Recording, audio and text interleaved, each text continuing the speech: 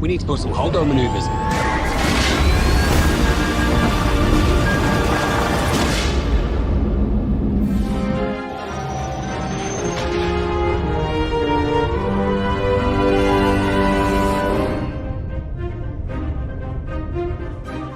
This is where the fun begins. Indeed, it is where the fun begins. Welcome to the live episode of the Holdo Maneuver podcast, where we are talking Acolyte episode 5, Night. Mark is here. He's with us in spirit.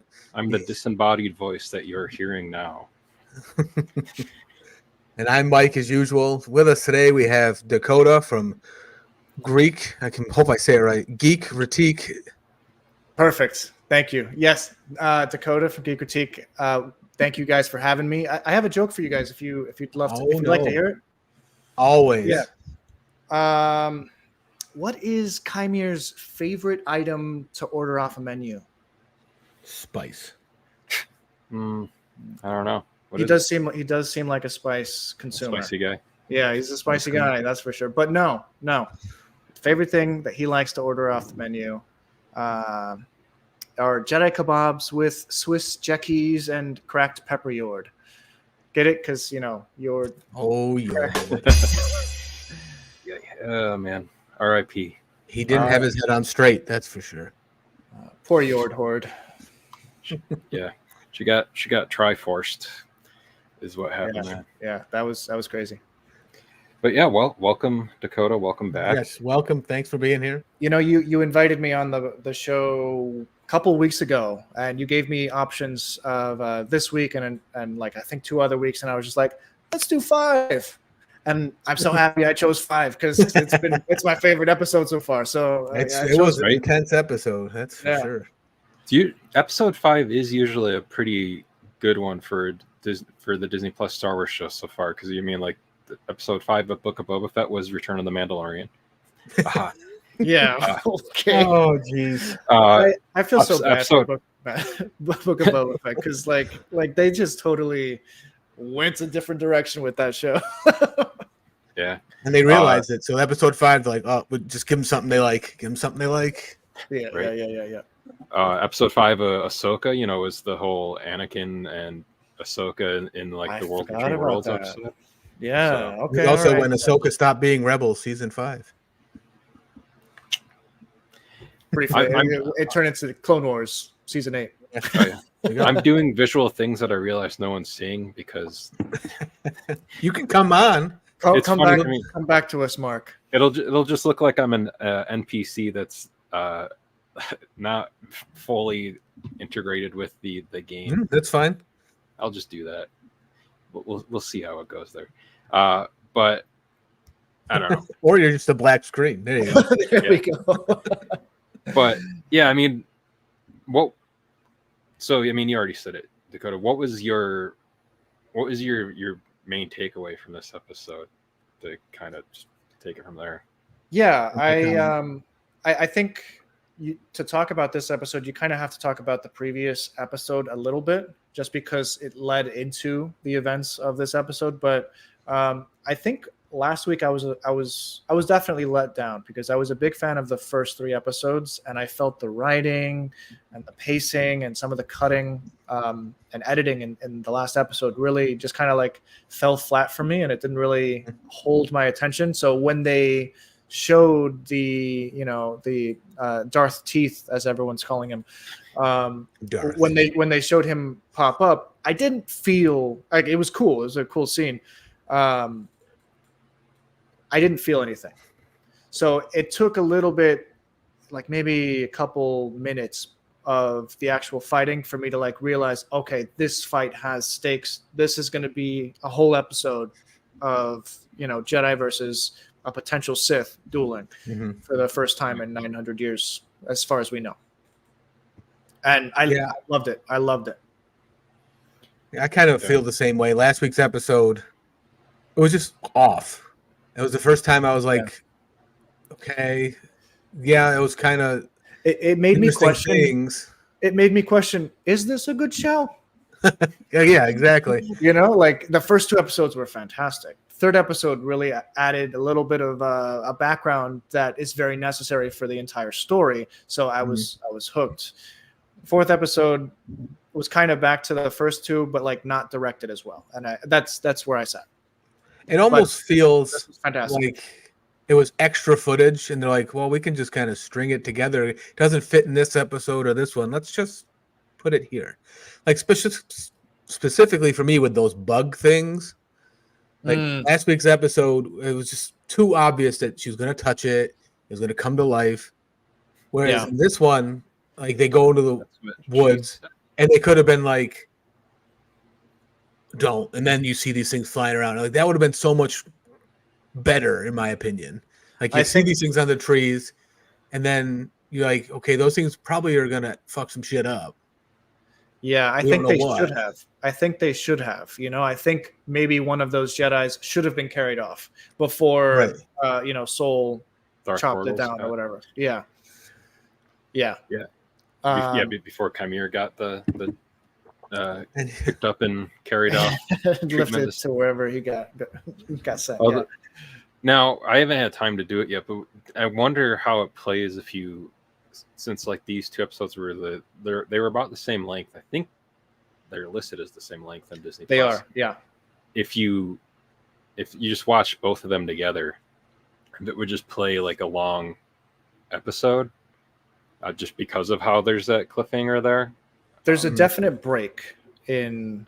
Yeah, it might just feel like a commercial break, maybe. There's a definite break in the visual narrative, because when this episode starts, we have Osha lying on the ground unconscious, and there's like a whole minute where she's just getting her bearings on what's happening, which would have been really weird directly after introducing that Sith guy in this episode. So there's definitely like a break in point of view that would have felt off if you continued and played this scene into the last week's episode.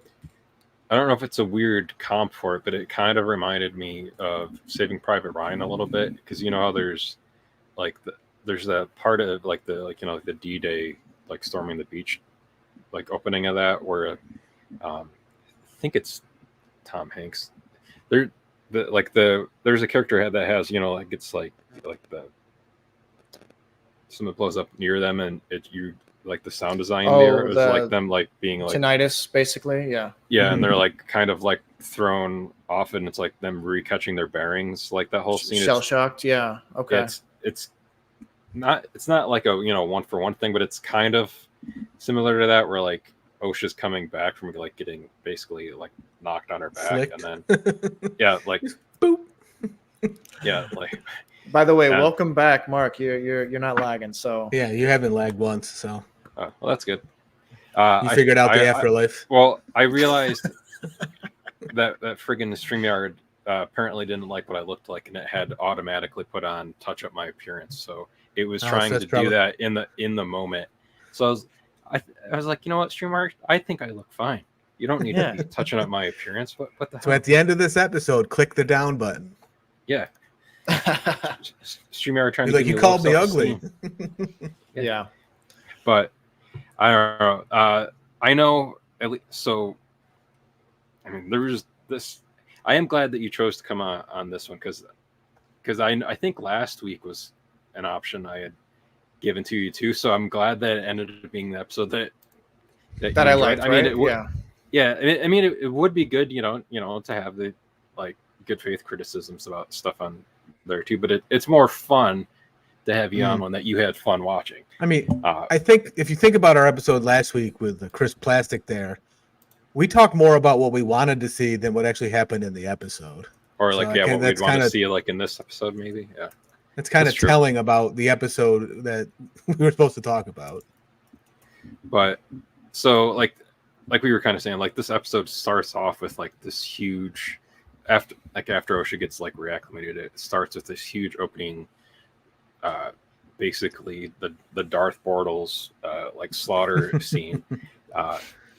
I'm definitely calling him Darth Bortles now that we know for definitively sure who it is. But like that's the only thing that's like it's almost a letdown that it was him. because Okay. I'm not Yeah. mad. So last week, I'm guessing you guys had the same thought. It's so very clearly this guy who already has all the prior knowledge that you know May should have, whatever. It's got to be this guy, and I was a little bit let down because it was so obvious. And I think like if he was a red herring, I would have been even more upset because they pushed that so hard. But yeah, I'm happy that.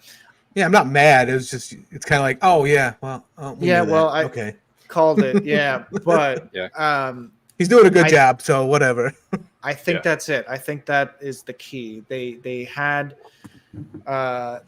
this guy come and tear up some Jedi, and he did it with such ease and finesse, and he looked so cool, and it was just way above what I thought we were going to be getting from this episode in terms of he breaks his lightsaber into two.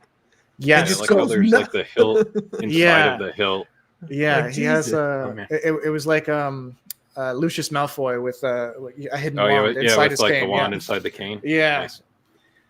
Oh, man. Yeah, I saw someone post like a gif. It's that Bill Hader one is like, mark me down as scared and horny. Because there's like all those people that like were like just like loving Manny Jacinto's like just his arms like being out like that. But then like we're also like just scared about like how Chimera was just like taking everybody out and just Yeah. A couple weeks ago, it was a meme online, when it was the flashback episode with the witches, like the power of one, the power of two, the power of Manny. And it was like pictures of Manny Jacinto. And that has a lot more weight now. Yep. That's awesome.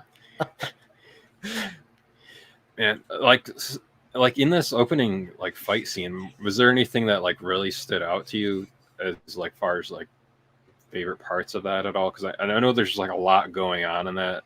There's so much going on. Like there's so much going on in that initial, like we're looking through Osha's point of view through the trees, and I love that there's so much action going on in the moment. In that first part, I was just like, no, please just show us that fight. I don't want to see like there was already a dead Jedi off screen. I was just like, I want to see him die, I want to see them get mowed down if that's what you're planning to show. And they do. They show us. And there's so much even in that like brief 20 seconds of choreography, what it was.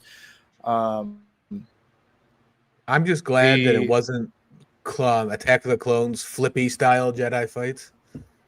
It felt more real. There's a place for that, and I think that we still could have that, and I think we should still have that to a degree, but it was a little over the top, and I'm glad they've kind of bridged the prequel fighting with the sequel fighting, and it feels like a nice. It's a nice little bond right there. Now, speaking of the prequels in this. Yeah. Does anyone think they're doing the Force walk to get from point A to point B so fast and surprise everybody? Because I don't have. Like they seem to be going like, oh, she's over here doing this, and they're way over here, and then all of a sudden they're right next to them. Like, just show me, just do the speed walk once on camera for us one more time, just so we be like, hey, there it is again. So it's a difficult thing to determine how much time is actually passing. Yeah. Because in the previous episode, they had 3 hours to get like from wherever they landed to Kilnaka in the forest. Yeah. They had 3 hours of daylight, and then night fell as Darth Bortles, as you say, Darth Teeth, whatever you want to call him, Darth Teeth, before he showed up. And then this whole episode is called Night, and it lasts up until daybreak. So we don't know how much time is actually passing between all these different cuts. It does seem like it's all happening in quick succession, but it could just be an editing thing. Yeah. One of the other things in here too is that I know Mike was asking me about it, like because since like Heimer's like headbutting, Oh, yeah. like some of the lightsabers, and he's got like the gauntlets on too to like kind of stop the sabers there. Now, I hadn't heard of it before, but I think it's like in more of like It's a maybe Legends thing. Yeah, Legends, it's a okay, Legends. the Cortosis Yeah. metal. Cortosis. Yeah, I think this is the first time that it's been used with any meaningful. They might have mentioned it in some canon books or whatever, Yeah. but or like some reference books or something. They'll usually have little hints at Legends stuff. The first time within canon that it's been used to any like real effect. So and I was really surprised by it. So I knew about the medal. I didn't know the name. I mean, I'm a big Star Wars nerd. I don't know everything, but I was just like, wait. Why not? At first, I thought he was breaking their lightsabers and just like So that's what destroying I the metal thought too. crystals. Yeah. Oh, I was yeah. like, and then they came back. I was like, oh no, the kyber's fine. What's going on? And then I realized, oh, he has some sort of armor that is stopping it, which is cool. You know, it's not as strong as Beskar, but it has a completely unique effect when it comes to kyber. I was going to ask about Beskar because I couldn't remember if they were blocking lightsabers with Beskar anytime. If I can remember seeing that on screen. Yes, yeah, they can block lightsabers with Beskar. Beskar is stronger than Cortosis because I think the mask breaks. Yeah, the mask does break in this episode. Yeah, Jecki like headbutts or elbows it, and it just like breaks in half. Yeah. So it's not And a very she gets hers. strong metal. Yeah, but it was able to, It's got able to stop. conducive properties. Yes, It's also like cool. Magneto or Juggernaut's helmet because it blocks Soul from reading his thoughts. I like So it. whatever that's made that's of. what and apparently tomorrow, as of us doing this, June 27th, Hasbro is going to do a pre-orders so you can order that helmet. I did You see want that. So Yeah, I'm not a helmet collector, but I know there are some pretty big helmet collectors out there that are really excited about this. So How are they going to apparently see it's bronze. I don't know, really? Chimere. I mean, looking at the picture, it looks like that. So I guess, technically, I guess we've only really seen it really dimly lit settings most of I the don't see time, any or eye like, slits of any kind. or like way off in the distance. So, but I don't know. I mean, yeah. So if anyone wants to order that, I think it'll be. I think their pre-orders for. I think it's like $100 too. So like you're gonna want to $4,000. Yeah. Give me Guys, you're gonna really want it. $99.95 and I'll make you one. Yeah, send me the 4,000. I will get it. I will get two to you. So speaking about that initial fight again, another great part is he impales one Jedi. He pulls with the Force another Jedi. So it's two, like literally a Jedi kebab, and then he unsheaths it, and then off. Like the camera pans around a tree, but it's very clear he's chopping off both of their heads at the same time. It's brutal, and it's just Well, because we know only Qui-Gon dies from being stabbed that way, so you gotta. Yeah, you gotta go the extra mile. Like at least if not 3 holes, at least cut the head off. Just to be sure. Yeah, he's very efficient. I will give Chimera that is that he is very efficient about his work. He needs to make sure that it's completely done and thorough, so that there's like no way that it can an overkill, if you will. Yeah. Yeah. Now, like while all this is going on out there, we have like May is still inside Kilnaka's shelter, and this is where like Jecki comes in to basically be like a Jedi cop to arrest her. And like they have this whole like hand-to-hand combat scene that I thought was really cool, like between like May having like half of a handcuff on and like all of like the hand-to-hand close quarters combat with that. I was waiting for them to be like handcuffed together somehow, and oh yeah, I thought that might have happened. That could have been cool too. Like if they had to like being forced to like team up to like fight. That would have been like a Jackie Chan fight at that point. Or a Jecki Chan. There you go. Oh, I love it. But I did really appreciate that particular bit of choreography where it was, like it was a conscious effort, like Jecki wasn't trying to kill Yeah. Mae in this instance. She wanted to bring her in for the deaths of those Jedis and her family that, she thinks that she killed all those years ago.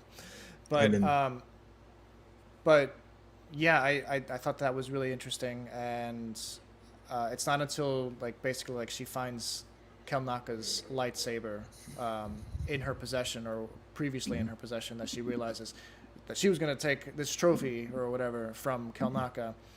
And then we talk about how big his hilt was. It seemed massive. Big guy. I mean, he's a big Wookiee hand. So I mean, he's got to have a. That was just massive. You know what they say about big hands? Girthy. He has hairy hands too. What's that mean? Yeah. I mean, hairy hands, bald head. He is technically blind now too. He's technically dead. Well, yeah, there's that. But right. yeah, I did. Boys. Now, so we had Mae was basically in the last episode. She was like, "All right, I'm gonna go turn myself in, and everything." And she's like, "I don't need to do this anymore." But then, in this episode, it feels like she flips back really easily when she's trying to just at first it's just to try to not get arrested by Jecki there, but then it seems like she's like, no, I think I'm back to what I was. Her sister shoots her. Yeah, so she's like, so it's like this way and then that way. There's a lot of back and forth with Mae that I'm not huge on, and I don't think I can't tell if it's bad writing at this stage. I can't tell if it's just weird character motives or if we just don't know enough about what her ultimate end game is.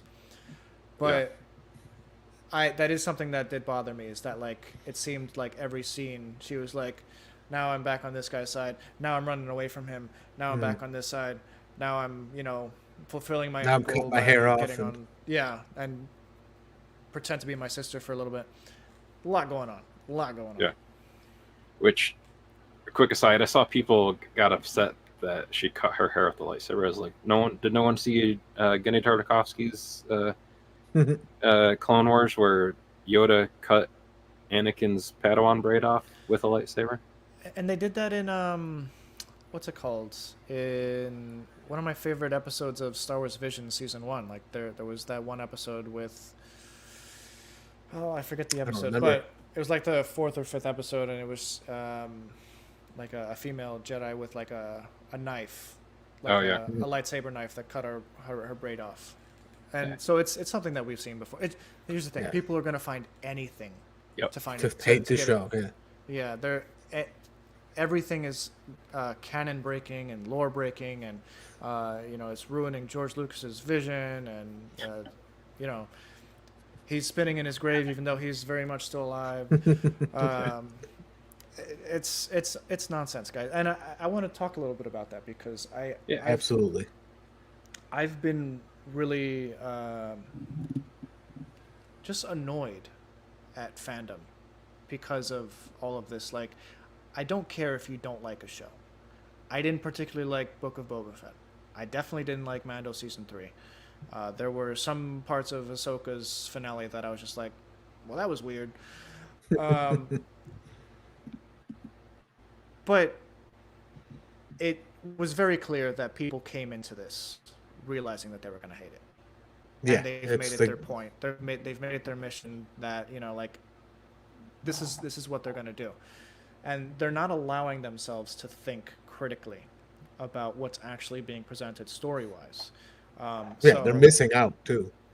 Yeah, because there's some really interesting concepts being brought up.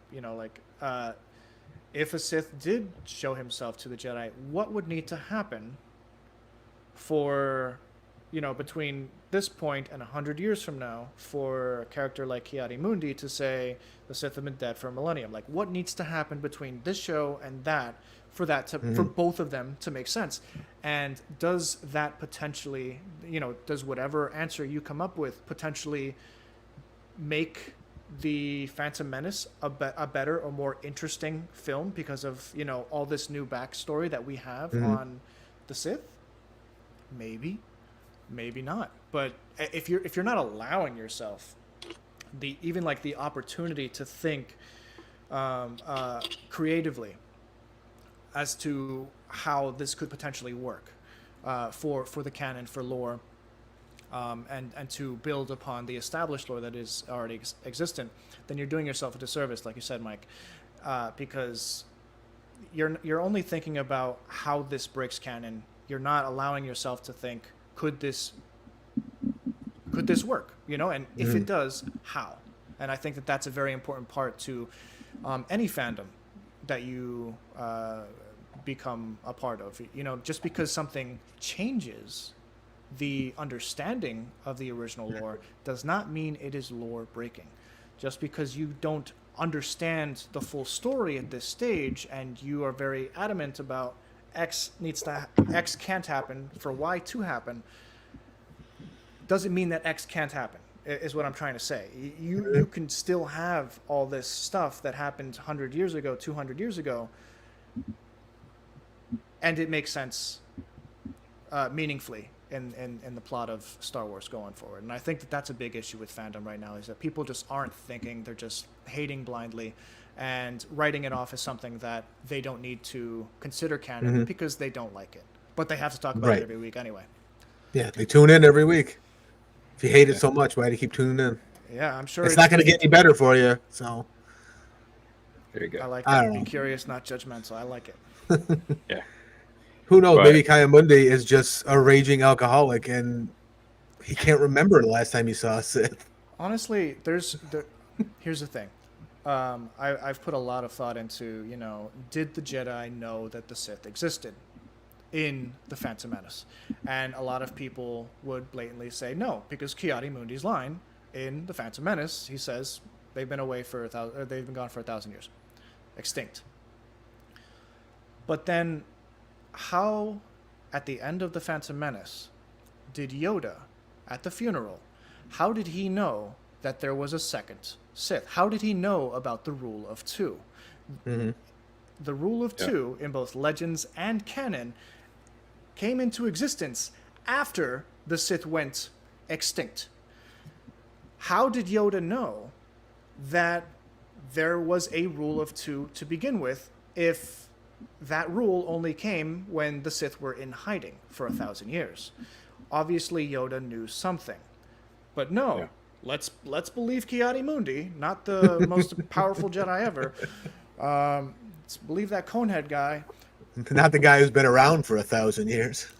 I'm just saying, and maybe that is a, you know, like a canon breaking thing. It can be, you know, if they never address it. But there's evidence, you know, like that is solid evidence in the Phantom Menace that you could, you know, work this story and the Acolyte and weave it together somehow. You know, like maybe Yoda did find out, and maybe the Jedi Council is keeping this a secret because they don't want their political enemies or something. I mean, they kind of, in one of the episodes, Leslie's wife there, the green lizard-looking girl. Yeah. She basically, I feel like she comes out and says, we can't have this politically. Like, cover it up, essentially. Which is like that happened. You know, that's actually something I have an issue with. I don't want to talk about it too much here. Just I have an issue with there being like almost like a splinter group of Jedi who are not telling the Jedi Council a very, very important thing that's happening right behind them, you know? So that is something I do have an issue with. But maybe they will explore that more as the series goes on. I still think we're going to get Yoda in the end, holding a clipboard, like, okay, what did we learn from this? What are we not going to do next time? Where are all these Jedis? I mean, they haven't checked in a couple days. Right. So, like, the other thing I really liked in this episode, too, is that Saul, there's a lot of times that I thought Saul was going to join the eventual fates of the dearly departed Jecki and Yord, but he did not. I thought was like really did a great job of like keeping up with Darth Bortles, as I call it, Kimar. Like in all of the fights that they had against each other, and like during that, like as like Osha and Fandar are like, like he's trying to like be like a good soldier and like bring the citizen back to the ship during that, but they like ultimately like go back and like who were the go ahead. No, I think Soul has a little bit of plot armor in the sense Yeah. that even though he may still die, he still needs to be present for Osha to learn the truth, or probably for both Mae and Osha to learn what truly happened on both sides, because they clearly know halves of a story. They don't know the full picture. And I think that is something that is going to be brought up not next week, because I have a feeling next week is the second flashback episode. Mm-hmm. Yeah. But maybe Mae's take. Yes. Did Mae actually start the fire? We didn't start the fire. It was Ryan. Ryan started the fire. That's right, Ryan. Part of this just dawned on me too, like literally popped in my head as we're talking, is the whole mission Mae was on was to kill a Jedi without a weapon. And how do you do that? Mm-hmm. Maybe Darth Bortles there is playing it easy on Soul to convince him to join the Sith, and that's how you kill a Jedi without a weapon.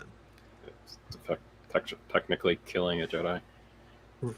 Yes, and I think that actually might be it. I wonder if Mae is just a pawn in Chimere's whole thing right now. Maybe Mae, her whole job is to find the Acolyte for Chimere. And maybe Soul is that Acolyte. Like maybe he needs to break ties with the light. So there's that scene where Chimere says, at least he says something like, I've come to terms with my darkness, or something like that. Oh yeah.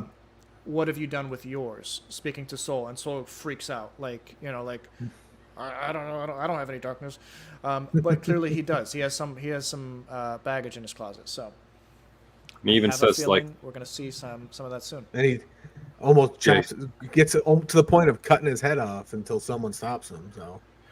Like he says some Kimar says something about like that, like he wore a mask, and he's like, which a little bit about too, like whereas like like his is like more of like a figurative one than a literal one like Kimar's wearing.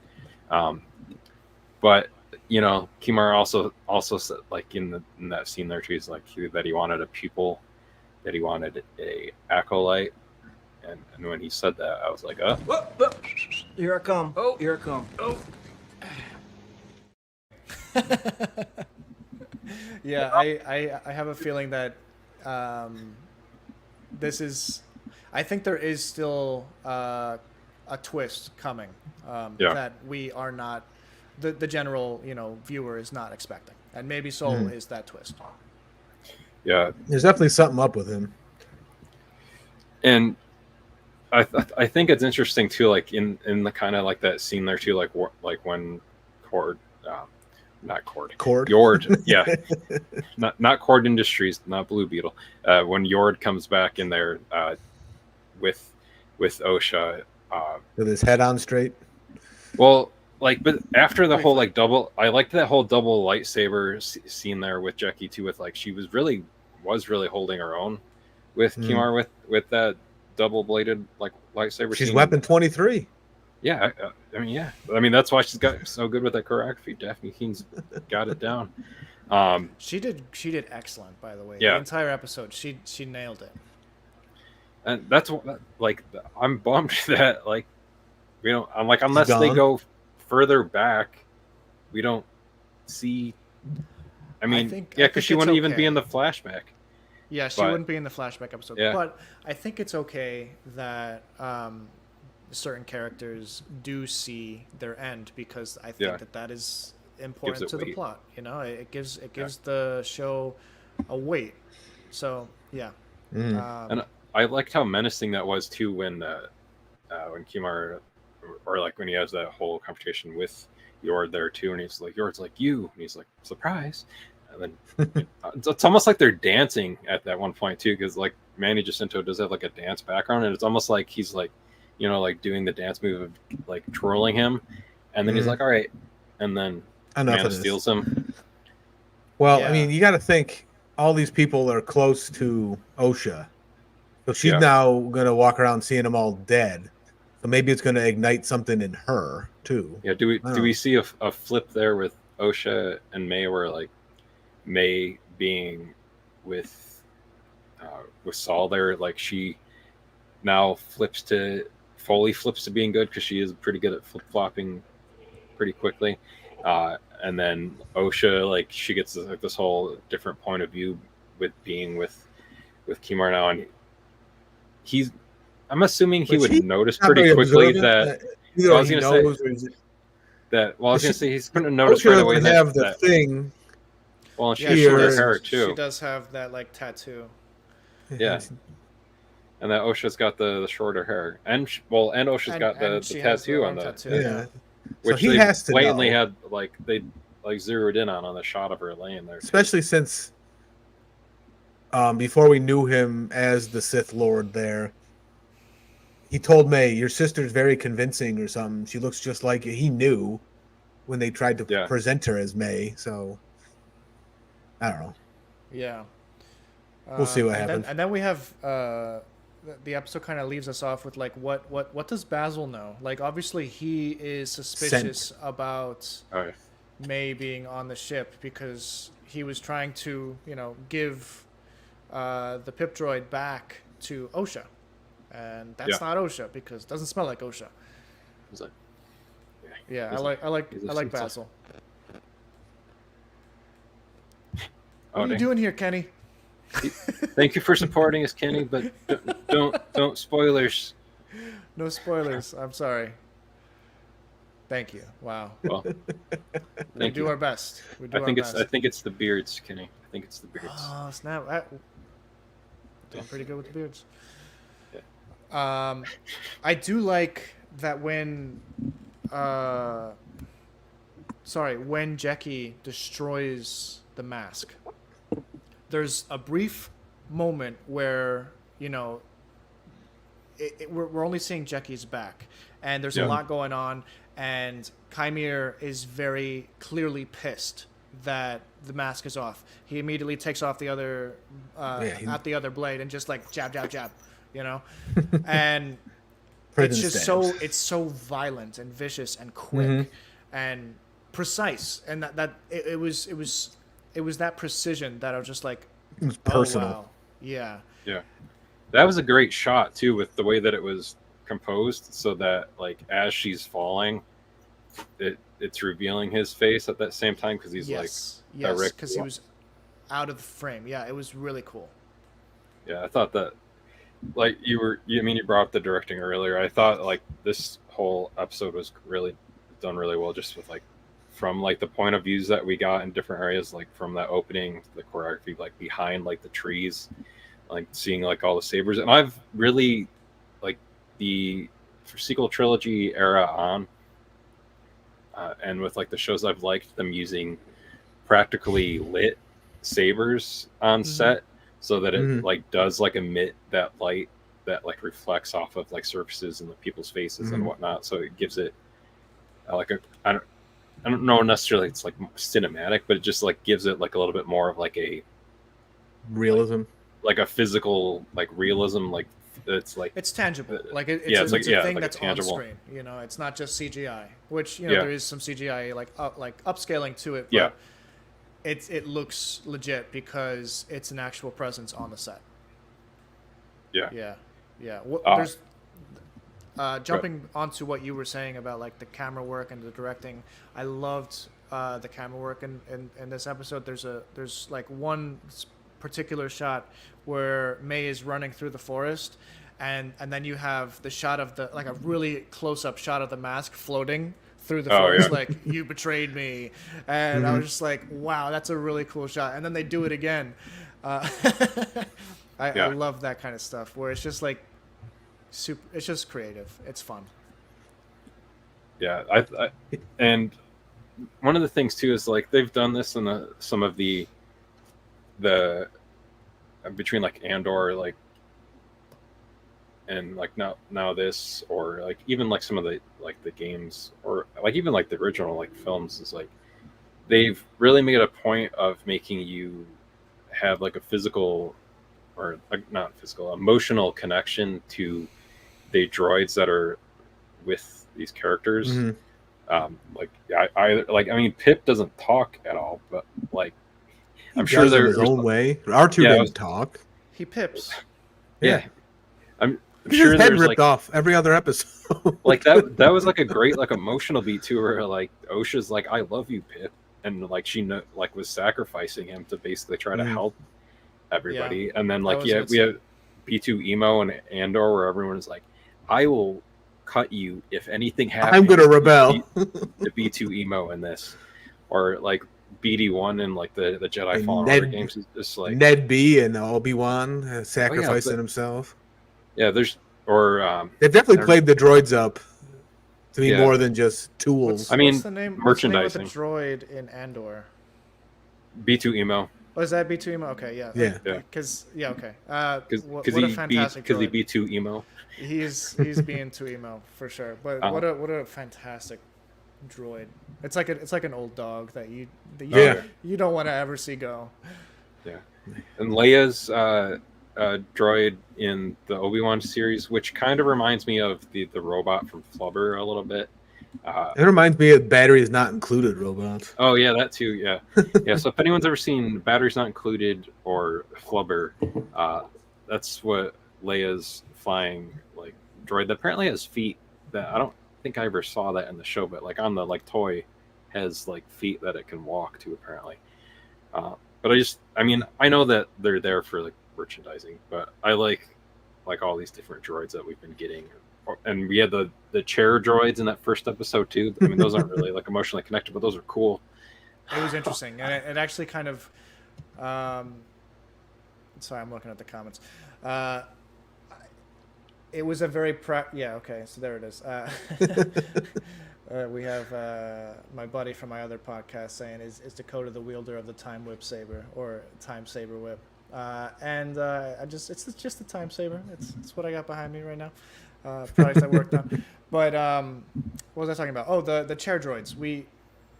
Those were just practical. It makes sense for those to exist in a universe where sometimes you don't need pilots to take you from point A to point B. Kind of cool. Yeah. I just laugh every time in this series where she's like, "Okay, Pip, give me your head," and just yanks it off. And just rips it off. I'm still waiting for the face hugger thing to come back. I feel like that's going to play a part somewhere. From episode first that she shoots off Flubber. Yes. So like this episode ends like we've talked about it a little bit. Like one of the things that bummed me out too is like I guess he can't really pick up all of the dead Jedi and bring them back to the ship with him. But I thought maybe that Saul maybe would have brought at least Jecki back, just since she was his Padawan. But they have a cleanup crew for that. Yeah, which I guess is just Kimar and Osha that are still there. Maybe they'll bring them all to. Kiadi-Mundi's going to be in the cleanup crew. Like, what could have possibly done this? Yeah, not Sith. Wasn't Sith. Man. So actually, let's talk about that. Is he a Sith or not? The show was kind of built on the premise that we were going to be seeing the rise of the Sith. This was years ago. That was the premise.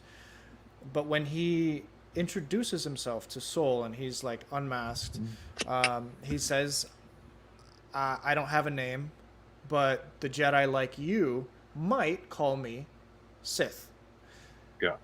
He's not necessarily saying I am a Sith, but he also suggests shortly thereafter that he has been in hiding and he needs to be in hiding because Jedi say so, which is something that is Sith related. But then later in the episode, I don't know if you guys caught it. It was online a little bit. they had the theme of Kylo Ren play right as he healed Osha's wound. Osha, yeah. I was wondering if that's what I couldn't. It was quick. I was like, he healed her, right? Did he yeah, heal her? Like, I couldn't convince myself that's what he did. He did, yeah. He did that, and it was like, dun, dun, dun, dun, dun. You know, it was like the Kylo Ren theme, and it got a lot of people thinking maybe he's actually like the start of the Knights of Ren. Maybe not, maybe he isn't true Sith or something like that. Yeah. He does have a very Knights of Ren helmet going on there too. And also, like in the comics, there is a character named Ren who's generally seen as like sleeveless or shirtless, you know. And in his appearance after he took the cloak off, he did have his sleeves cut off, so it kind of gave me that vibe as well. And just, by the way, Manny, like what you gotta give me your bicep routine. What's going on? Okay.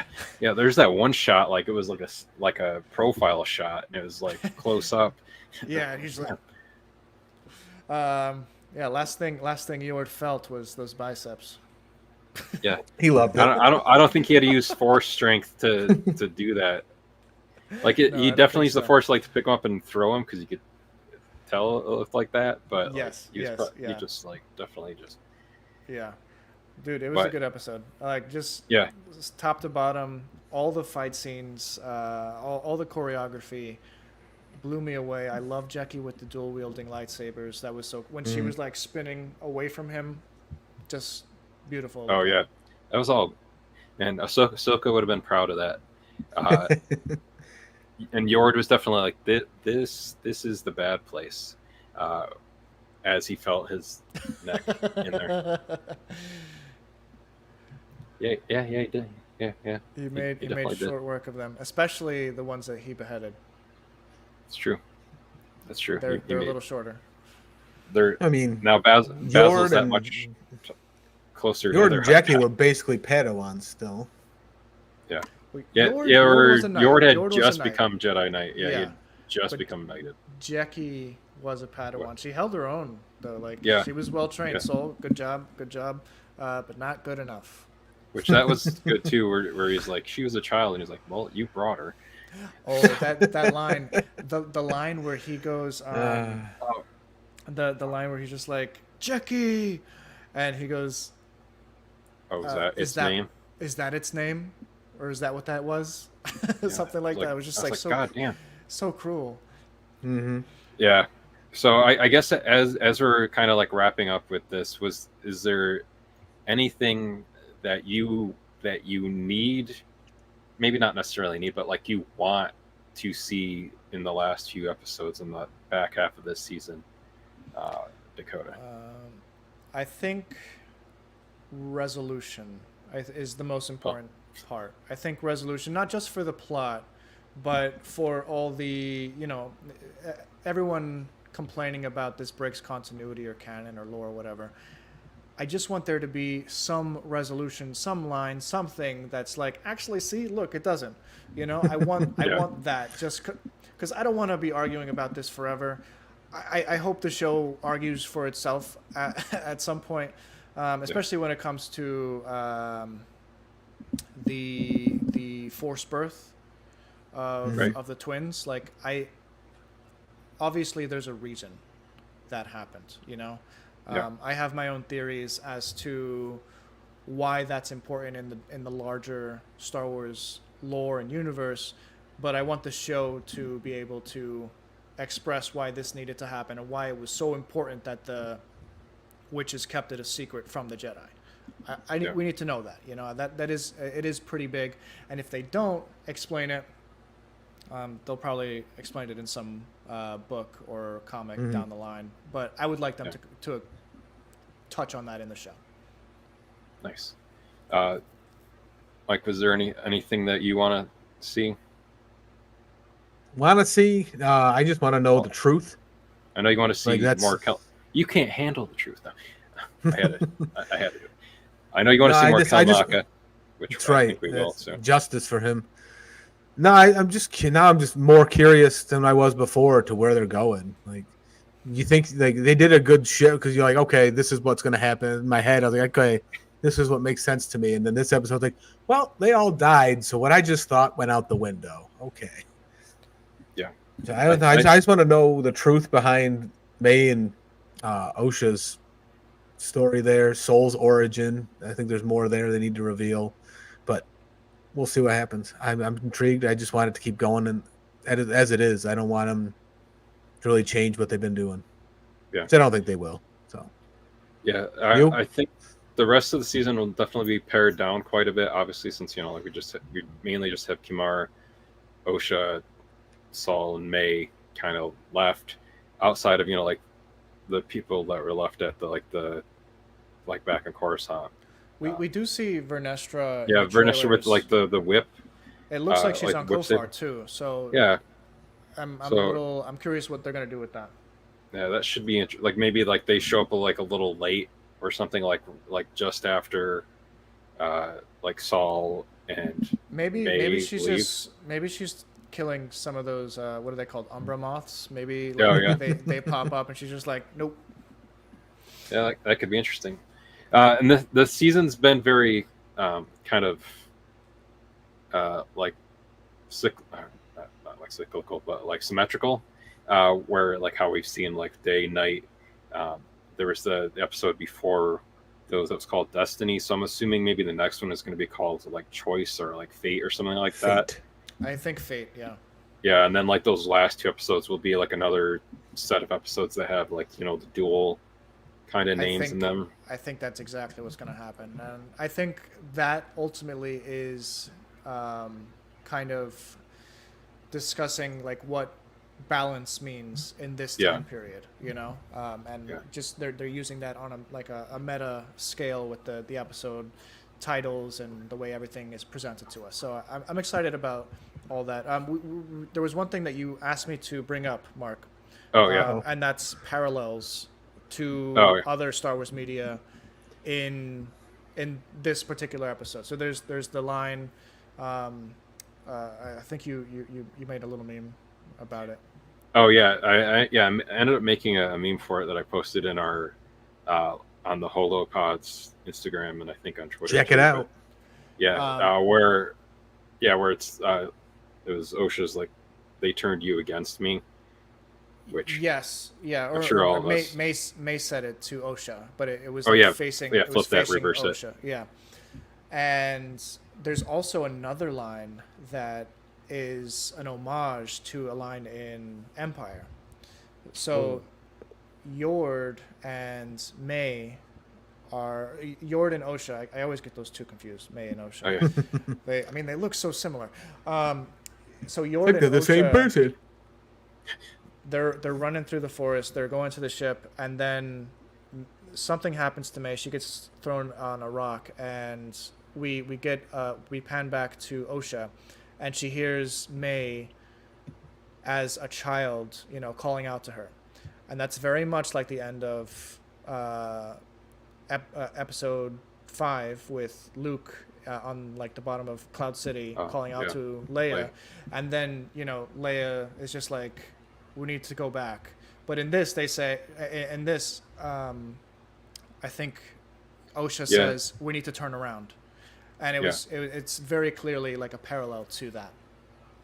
Because twin synergy. Yeah. Twins, Basil. Twins. No.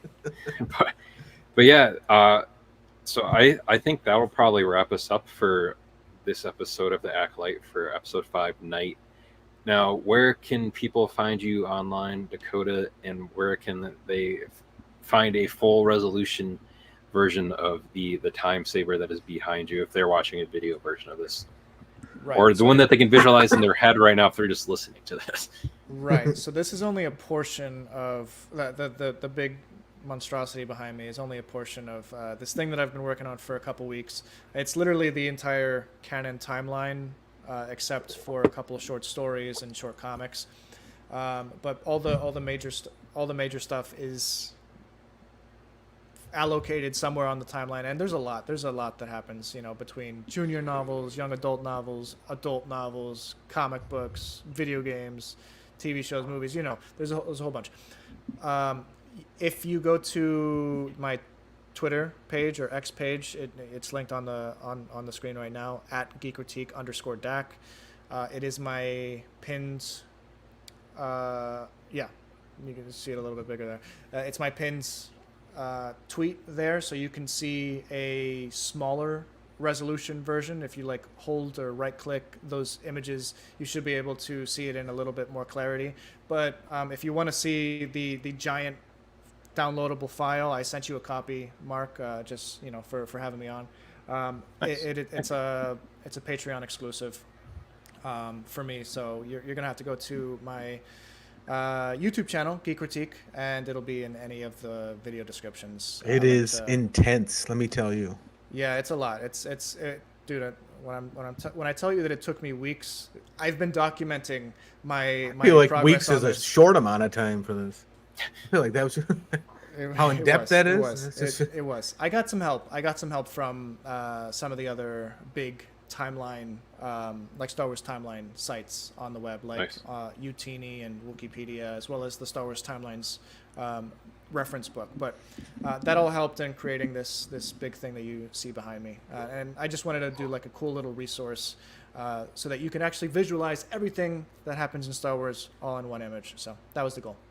Yeah, I like using the saber as like the visual representation of it. It's a cool idea. I wasn't like considering Vernestra Rose light whip. At all in this, but So there's just so much Star Wars. I couldn't do it on a singular line. I was just like, how do I use up more, surface area for the image? But yeah, there you go. That's how I did it. And that all the hard work's paid off a little bit so far. Like between, nice Doctor Who there. We get Hu Yang. Maybe we need to get Hu Yang to say timey-wimey stuff. That'd be pretty cool. I like it. I know that Matt Smith was supposed to be in Rise of Skywalker at one point. I think he was supposed to be like a young clone. That's what the rumor was. Like he was supposed to be like a young Palpatine clone. I feel like they did film stuff with him, but they just didn't use it. I feel like there's so much of that. Hopefully someday we see it. Yeah. But yeah, it's like since you've finished that, like the Screen Rant picked up a piece about it. I saw that Peter from formerly from like Slash Film was like retweeting it for you and stuff. So yeah, I'm glad that it's picked up some traction. Thank you. I got a lot of really positive feedback, and what's funny is I don't usually get a lot of positive feedback from the Star Wars Twitter stuff and Star Wars stuff in general. Just it's for whatever reason, Star Wars never really pops off for me. Mike was telling me the same thing.